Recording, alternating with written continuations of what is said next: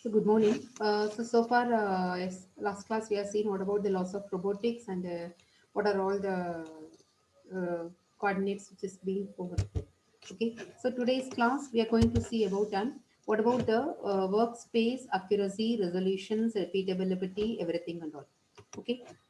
So the workspace we can able to define as the set of points which can be reached by its end effector. That is the actual definition. Okay. So when you are defining a workspace, so it is defined as the set of points that can be reached by its end effector. Okay. And while you are defining the workspace of a robot, that is the space in which the mechanism it is completely working. It is we can say that it's a purely and it is to be simple. So எந்த ஸ்பேஸ்ல வந்து அந்த mechanisms work பண்ணுதோ that is we'll be defining as a workspace of robot. Okay, so for using a robot, what will be needed is we have to know the exact information about the shape and what about the dimensions and what about the structures.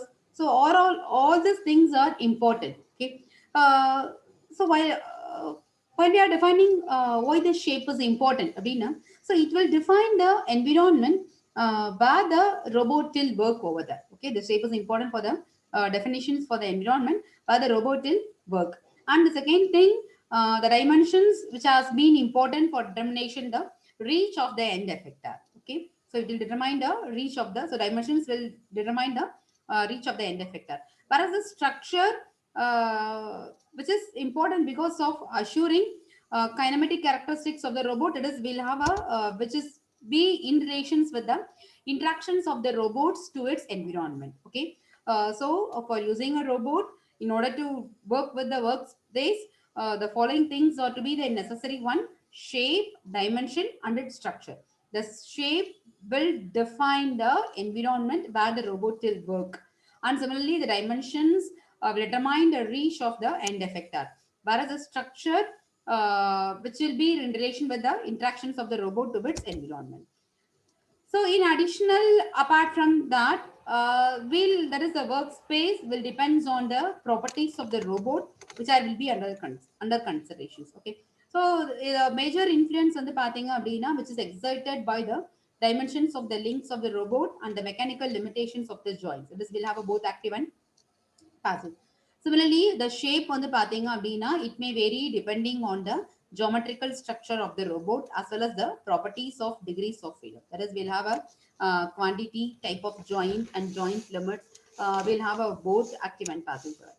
Okay, and whereas in the case of a structure of workspace pathing abdina, so it is defined by the structure of the robot and dimensions of its links there.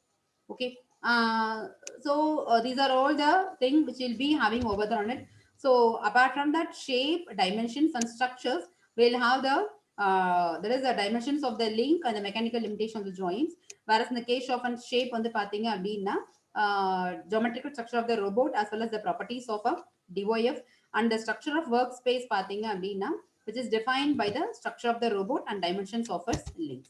What about the advantages வந்து பாத்தீங்க அப்படின்னா, we can go for the 3D representation of workspace because it able to give a better imagination of the shape and dimension. And similarly, we'll have an insight into the workspace and the workspace which gives the possibility for mechanism optimization and the interactions process optimization. Okay, so these are all the advantages. And when we are going for a performance specifications, we have to define the number of axes. Okay, so major axis வந்து நம்ம எப்படி பண்ணுவோம் அப்படின்னா, we can go for a 1 to 3, that is a position of wrist. And similarly minor axis வந்து பாத்தீங்க அப்படின்னா 4 to 6 will go for the oriented tool. And redundant வந்து பாத்தீங்க அப்படின்னா 7 to n will go for a reaching, that is around obstacles, avoiding undesirable configuration. So we'll have a major, minor, and we'll have a redundant axis over on it. 1 to 3 which determines the position, whereas the 4 to 6 determines the orient, whereas 7 to n determines the reaching which around the obstacles, avoiding undesirable configurations. Okay, and apart from that, we'll have a precision and accuracy, we have a repeatability, we have a payload, and that is for determine the load capacity, and we'll have a maximum speed. Okay, degrees of freedom. Degrees of freedom already I said that we'll have a degrees of freedom. So which is equal to the total number of displacements or aspects of motion, or we can say that it is used to define the motion capabilities of robot. Okay, so we'll have a, so the number of degrees of freedom அப்படிங்கிறது வந்து பாத்தீங்க அப்படின்னா which defines the total number of independent displacements or aspects of motion. Okay, so which is used to define the motion capabilities of robots. So அப்ப இதுல பாத்தீங்க அப்படின்னா, so we'll have the three perpendicular axis, we'll have a translation moment. So அப்ப அதுல என்னென்ன moment இருக்குன்னு பாத்தீங்க அப்படின்னா, we'll have a surge, we'll have a heave, and we'll have a sway. Okay, so surge வந்து பாத்தீங்க அப்படின்னா, it can go for moving forward or backward. Okay, similarly